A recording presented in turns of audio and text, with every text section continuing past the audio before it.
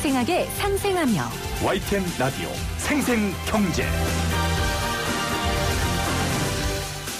안녕하세요. YTN 라디오 생생경제 김혜민입니다. 오늘 조현아 전 대한항공 부사장과 KCGI, 반도건설이 3자 연합체제를 결성해 조원태 한진그룹 회장의 경영권에 정면 도전한다는 소식이 들려왔는데요. 그런데요, 이 뉴스를 전하는 기사들의 제목 한번 들어보세요. 3월 한진주총 앞두고 효심 대결, 불붙은 남매의 전쟁, 적과의 동침 조현아, 사면초가 조원태. 얼마 전 장사익 선생의 꽃구경이라는 노래가 화제가 됐습니다. 고려장에도 아들을 걱정하는 어머니의 모정이 담긴 노래인데요. 무대를 마친 장사익 선생은 부모님은 가시면서까지 자식들에게 다 주고 가신다며 사람의 근본은 효도가 아닌가 생각했다고 말했습니다. 형제끼리 싸우지 말라는 조양호 회장의 유후는 아무래도 지켜지기 힘들 것 같습니다. 2020년 2월 3일 YTN 라디오 생생경제 지금 시작합니다.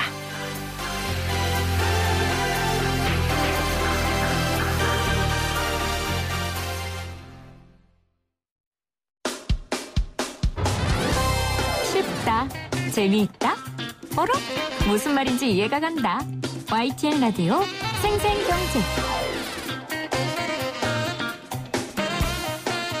오늘 가장 뜨거운 경제 뉴스를 제일 생생하게 전해드리는 시간입니다. 중국 시장이 3일 열리면 심약자는 주식 거래를 하지 말라는 블룸버그의 경고가 괜한 게 아니었습니다. 중국 증시가 춘절 연휴가 끝나고 나서 처음 개장한 오늘 전례 없는 수준으로 폭락했는데요. 관련된 이야기 미중 산업경제연구소 조용찬 소장과 함께 나눠볼게요. 소장님 안녕하세요. 예, 안녕하십니까. 자, 이 겁이 괜한 게 아니었어요. 네, 그렇습니다. 상하이 종합주가지수 같은 경우에는 8.7% 정도 급락을 했는데요. 아무래도 현재 금융시장의 쇼크가 계속이 되고 있고요. 네. 또 위엔화도 1달러에 7위엔 가까이 절하되기도 했습니다.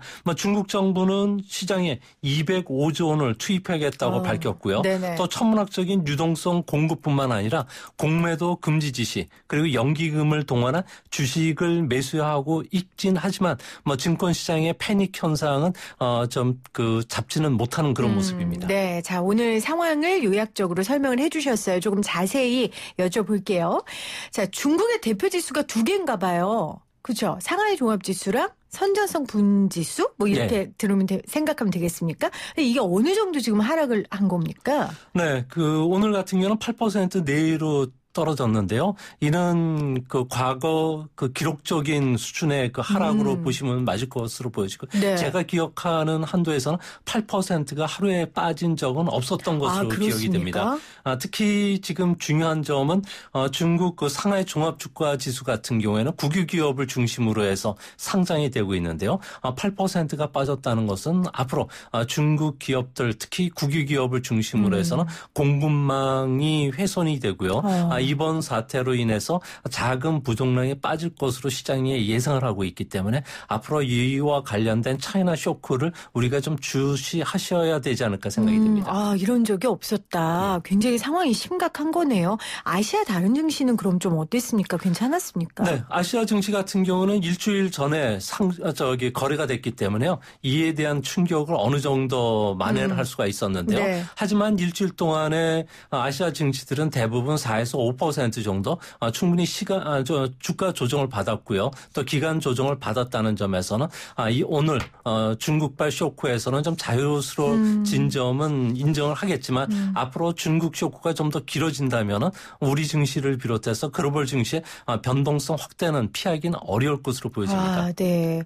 길어지겠죠. 지금 상황이 지금 신종 코로나 사태가 확산이 되는 상황이지 지금 수습되는 국면은 아니니까요. 네, WHO라든지 다양한 면역센터 같은 경우에 예측한 바에 따르면 사스 같은 경우에 발생과 소멸까지 8개월 정도가 걸렸는데요. 이번에도 이 같은 모델을 적용한다면은 앞으로 4월과 5월에 환자 수가 절정을 지나면서 5월, 6월 달 넘어서부터는 이제 진정 단계에 들어갈 유지할 걸로 보여지는데요.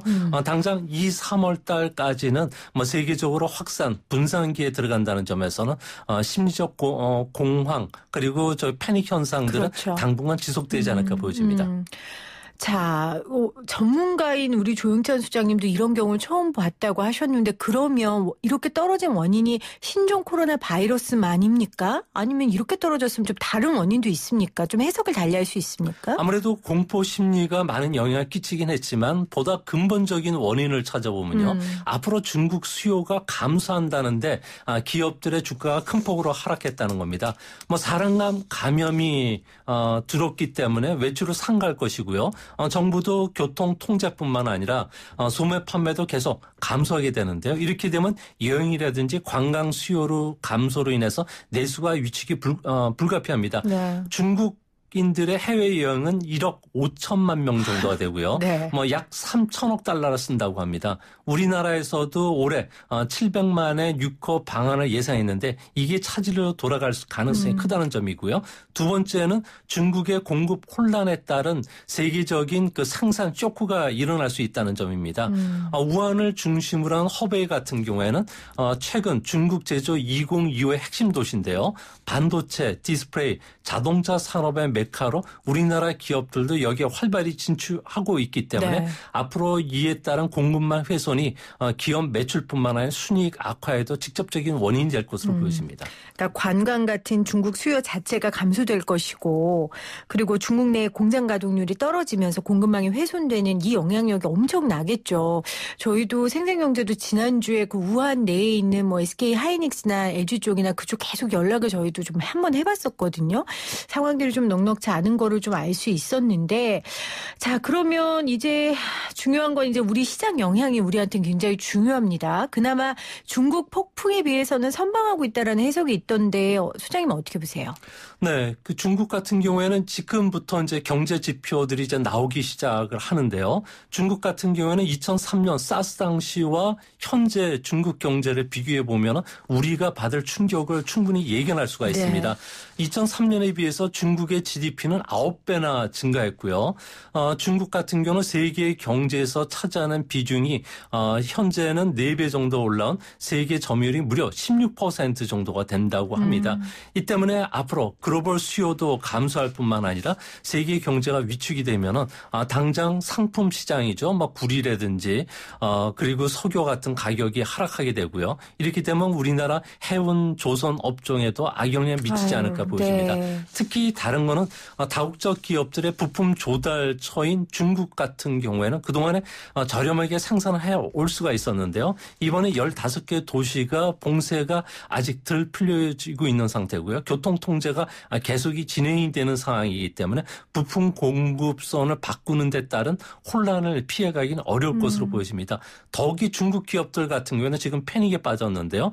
국가 위기 상황에서 중국 정부가 보여준 개방적이지 못하고 투명하지 못하고 책임이 있는 정부로서의 역할을 수행하지 못했기 때문에 다른 나라로 중국 기업들도 엑소더스 현상이 일어나게 된다는 겁니다. 네. 이렇게 되면 중국과 관련해서는 뭐 1대1로 중국 제조 2025 중국의 꿈을 주창해 왔는데 이게 다 사라지면서 중진국 함정에 빠지면서 중간소득 국가로 끝날 가능성이 크다는 점이 우리 경제의 앞으로 성장 동력을 다른 데 어떤 곳에서 찾아야 되는지를 고민해 볼 수 있는 대목이 될 것으로 보여집니다. 중국 경제 의존도가 우리가 워낙 높기 때문에 이렇게 중국 경제 자체가 휘청거리면 우리로서는 정말 방법이 없겠네요. 특히 지금 가장 뼈아픈 건 우리 소장님 말씀하신 것처럼 해운 조선업 이야기 하셨는데 안 그래도 어려운데요. 큰일입니다. 정말 걱정인데 자 다시 우리 중국 증시 이야기 조금 더 나눠 볼게요. 그 중국 증시는 우리 그 서킷 브레이커라고 그러잖아요. 과도한 급등락을 막는 그 제도 그게 없다면서요. 그러면 중국 정부는 증시 폭락에 어떻게 대처합니까? 네, 중국 증시 같은 경우는 서킷 브레이크는 없지만 상하 등락 폭이 플러스 마이너스 10% 정도가 됩니다. 네. 이 때문에 자동적으로 어느 정도 만회가 되고요. 또 중국 정부가 제일 잘할 수 있는 거는 시장에 연기금을 통한 주식 순매수 원칙 그리고 공매도 금지와 같은 지시를 내릴 수가 있고요. 또한 앞으로 증시 안정기금을 과거에도 만들었지만 이번에도 만들 준비를 하고 있는데요. 무제한 주식을 좀 사들이면서 시장 안정의 안전판 역할을 해주지 않을까 보이고요. 아무래도 정책적으로 지금 기업 실적 발표 시장 이 때문에 기업 발표 시즌도 좀 더 늦춰질 가능성이 크고요. 또 상장 기업에 대한 법인세 감면뿐만 아니라 다양한 그 금융 정책적인 측면에서 지원은 해주겠지만 조금 전에도 말씀드렸듯이 소비 유치, 생산망 전환에 따른 대혼란 때문에 이런 정책들이 그 효과를 발휘하기에는 상당히 좀 시간이 더 걸려야 되지 않을까 생각이 됩니다. 그렇군요. 그 중국이 205조요? 와, 205조를 투입하겠다. 이 코로나 바이러스 위기를 막기 위해. 이 규모도 규모지만 이 205조라는 돈이 도대체 어디에 어떻게 투입될지 또 어떤 효과를 거둘지 전 사실 그림이 잘 안 그려지거든요. 네, 지금 중국 정부 같은 경우는 정책 총동원령을 내려서 과거 그 2008년도 리먼 쇼크 이후에 내놨던 4조 위안의 경기 부양책과 같은 정책들을 지금 쏟아내고 있는데요. 앞으로도 기업과 관련해서 다양한 조치들이 좀 나올 것으로 보여집니다. 네. 이번에 205조 원의 돈을 투입하겠다고 했는데요. 이는 앞으로 가장 중요시되는 게 4%까지 성장이 둔화될 것으로 보여지기 때문에 시장의 공포 심리를 완화시켜주기 위해서 고용을 많이 창출하고 있는 엔터테인먼트라든지 그리고 뭐 다양한 외식 산업들과 관련해서 자금 지원을 해주기 위한 효과가 예상이 되는데요. 하지만 뭐 공포 심리가 워낙 확산이 되고 있고요. 또 운전 자금을 지원해주고 있지만 외출 자제로 인해서 중국은 뭐 테마파크도 지금 그렇겠죠. 상당히 길어지고 있고요. 네. 외식 체험 지역 같은 경우는 방문객이 줄어들고 있기 때문에 이번 그 자금 지원만으로는 경기를 부양시키기에는 좀 한계점이 되지 않을까 보여집니다. 지금 제가 중국 사람이면 대표님 인터뷰 들으면서 등골이 서늘어지는 거는 당연하고 정말 땀이 삐질삐질 날 정도로 이 여파가 엄청난 건데 혹시 조금 구체적인 그런 수치가 나왔을 거예요. 예를 들어 중국 산업별 영향 분석이라든지 내수가 좀 얼마나 위축됐는지 아직 그런 발표는 구체적으로 나오지 않았죠? 네, 중국 같은 경우는 1월, 2월 그 경제 지표를 발표를 하지는 않고요. 네. 1, 2월을 한꺼번에 묶어서 3월 한 10일 전후에 발표를 하게 됩니다. 구체적인 수치는 나오지는 않는데요. 문제는 중국에서 가장 중심이 될 수 있는 기업들을 보면 어느 정도가 알 수가 있습니다.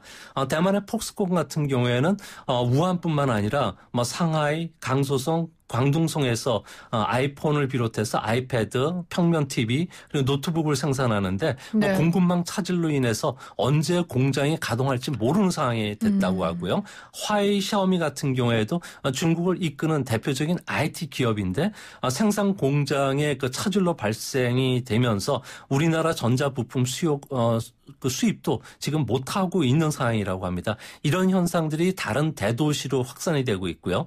중국의 그 대도시에 보면은 지하철망이 상당히 잘 갖춰져 있는데 네. 외출 기피 현상으로 인해서 거의 비고 있고요. 또 중심 지역 그 번화가 같은 경우에도 사람들을 거의 찾아볼 수가 없기 때문에 뭐 소비라든지 뭐 생산 이런 것을 생산할 단계는 생각할 단계는 아닌 것으로 보여집니다.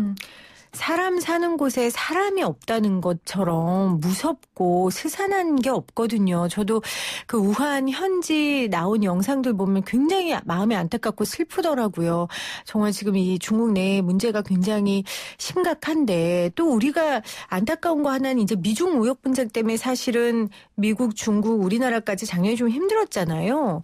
중국 같은 경우는 어떻습니까? 미중 무역 분쟁 지금 이제 1차 서명을 한 상황이고 1차 서명한 게 아무런 효과가 없을까요? 뭐 나아지는 게 전혀 없을까? 이 신종 코로나 여파 때문에. 네, 중국 같은 경우에는 앞으로 그 1차 무역 협상을 통해서 한 350억 달러 정도로 추가적으로 사기로 했는데요. 문제는 중국에서 수입 절차가 지금 진행되기 상당히 어렵다는 점 그리고 또 수요도 줄기 때문에 이 약속은 지킬 수 없을 거로 보여지고요. 특히 30일간의 행동계획까지도 미국이 약속하면서 지적재산권 보호라든지 다양한 미국 기업들에 대한 시장 개방을 그 약속을 했지만 네. 지금 당장 법률을 통과시켜야 될 지방의 양해가 개최가 지금 불가능하고요. 이렇게 되면은 3월 5일 예정되고 있는 전인대회라든지 정치협상회의라는 양해 개최도 불가능하게 됩니다. 이렇게 되면 30일간의 약속도 무의로 그치는데 미국 같은 경우에는 이와 관련해서는 절대 양보하지 않겠다고 밝혔고요. 또 그런 측면에서는 미중 간의 무역 협상과 관련된 앞으로 마찰이 좀 더 있을 가능성이 크다는 점. 이렇게 보면은 그 올 상반기에 우리나라 방문이 약속되어 있던 시진핑 국가 주석의 방문도 연기되면서 앞으로 중국과 관련된 그 여러 가지 비즈니스에도 차질이 빚어지지 않을까 생각이 됩니다. 제가 오늘 왜 이렇게 안타까워하냐면 사실 작년에 미중 무역 분쟁 때문에 우리가 너무 힘들었잖아요. 올해 주식시장도 괜찮았고 또 화해 모드였고 이래서 이제 좀 살아나겠다 막 이렇게 생각했는데 지금 얘기를 들어보니까 제가 너무 절망적인 거예요. 왜냐하면 중국 내부에서 중국 자체가 지금 이렇게 힘든데 우리에게 좋은 영향력을 줄 리가 없잖아요. 그래서 제가 오늘 너무 좀 무거운 마음을 하고 있는데 근데 소장님 제가 아주 그냥 단순하게 생각하면 미국이 좀 상황이 이러니까 30일 약속 안 지키는 거 좀 봐주지 않을까요? 왜냐하면 지금 미국에서는 전염병 전문가 파견도 중국에 제한하고 이렇게 좀 제스처를 취하고 있잖아요. 좀 그런 움직임 없을까요? 국제적인 협조 같은 경우는 그 경찰 국가 그리고 세계의 그 가장 그 지원 국가로서의 역할은 다 하겠지만 미국 같은 경우에는 당장 11월에 대선이 있기 때문에 미중 간의 무역 협상 그리고 미국 농민들의 대중국 그 수출과 관련해서는 어느 정도 중국이 성심을 다해서 받아들여야 된다는 점에서는 앞으로도 중국에 대한 압박이 계속 진행이 될 것으로 보여지고요. 아무래도 이번 사태가 진정이 되면 중국을 방문하는 트럼프 대통령은 제2차 무역 협의를 압박할 가능성이 크다는 점에서 중국 같은 경우는 내외적으로 상당히 어렵고요. 시진핑 국가 주석에 대한 지도력 그리고 현재 위기 통제와 관련된 능력에 대해서 아마 당내에서도 아무래도 검증하려 들 가능성이 크다는 점에서는 위기에 지금 봉착했다고 보시는 게 맞을 것으로 보여집니다. 네, 저희가 잠시 후 2부 조변보감에서 이 리더의 덕목에 대한 이야기를 나눌 예정인데 사실 이런 위기 가운데 리더가 재평가되는 상황이 있기 때문에 시진핑도 그렇고 트럼프도 그렇고 아무래도 이 기회를 그냥 두지는 않겠죠. 그 트럼프 같은 경우는 좀 오히려 중국의 위기를 본인의 기회로 삼으려고 하는 게 있겠네요.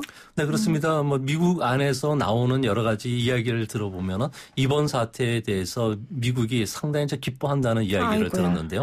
아무래도 중국 같은 경우에는 세계 경찰 국가로서의 우뚝 서기 위해서 그동안에 굴기를 보여줘 왔는데 이번을 통해서 1대1로뿐만 아니라 중국의 꿈 그리고 우주 강국의 꿈이 무산이 될 가능성이 크다는 점에서는 앞으로 미국 중심의 새로운 체제가 좀 더 형성이 되고 강경 보수가 등장하면서 아무래도 국경 간의 자유로운 이동도 제한을 받지 않을까 그 우려가 됩니다. 명분이 확실하니까요. 그러니까 그렇게 할 수 있겠죠.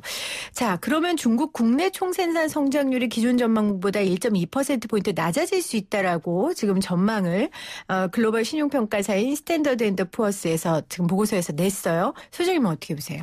네, 저도 성장률은 1% 이상 하락할 가능성이 큰데요. 아무래도 최상의 시나리오를 보더라도 2분기 중반부터 그 이번 사태가 해소 단계에 들어갈 가능성이 있고요. 최악의 경우에는 3분기까지 갔을 경우에는 국제 그 신용평가 기관들이 이야기했던 1.2에서 1.4% 중국의 성장은 둔화되는 것은 불가피하다. 그렇게 되면은 우리 같은 경우는 대중국 수출이 25%를 차지하거든요. 네. 이렇게 되면은 우리나라는 보통 중국이 성장률이 1%포인트 떨어지면 0.4% 정도 하락을 하기 때문에 올해 우리 정부가 목표하는 2.4%는 물론이고 마지노선인 2% 성장도 사실상 어려워지지 않을까 가장 걱정되는 대목입니다. 그러게요. 그래서 지금 우리 정부는 신종 코로나가 조기에 종식되지 않으면 이게 경기 하방 압력으로 작용할 수 있고 결국 정부가 추경 편성 카드를 꺼내기 위해 군부를 짚인 것이다라는 분석이 있거든요. 지금 이런 이야기들 슬슬 흘리는 게요. 어떻게 보세요? 네, 아무래도 현재 그 자영업자들 같은 경우는 가장 큰 타격을 지금 입고 있고요. 또 시차를 두면서 중국 생산 기지를 갖고 있는 기업, 또 중국 부품을 쓰는 우리 기업들 같은 경우에는 타격이 불가피한 상황입니다. 이제 문제는 법인세 감면이라든지 운전자금 지원, 대출 금리를 낮춘다고 해서 수요가 살아나는 부분이 아니기 때문에 네. 앞으로 좀 더 확실한 그 여러 가지 정책들을 내놔야 되는데요. 자영업자가 가장 중시하는 건 은행 문턱을 낮추는 거. 특히 자영업자들은 자신의 부동산의 대부분의 그 담보를 걸어놨기 때문에 부동산과 관련된 대출 규제를 좀 완화해달라고 요구를 하고 있고요. 중소기업들 같은 경우에는 아무래도 까다로운 그 여러 가지 그 사업 그 걸림돌 되는 이런 그 규정, 네. 뭐 조례 이런 규제, 것들을 좀 네. 그 풀어주는 경제 숨통을 트여주는 확실한 대책이 필요하지 않을까 생각이 듭니다. 부동산 관련 대출을 조금 문턱을 낮춰달라, 규제 완화해달라. 사실 이거는 문재인 정부와는 좀 반대되는 얘기라서 문재인 정부가 지금 이 현실을 어떻게 인식하고 어떻게 대응할지 또 이것도 주목되네요. 오늘 아무튼 소장님 조금 마음이 무겁지만 다음번에 모실 때는 우리가 이렇게 전망했지만 그래도 좀 나았다라는 얘기를 들었으면 하는 바람을 가져봅니다. 오늘 미중산업경제연구소 조용찬 소장과 함께했습니다. 고맙습니다, 소장님. 예, 감사합니다.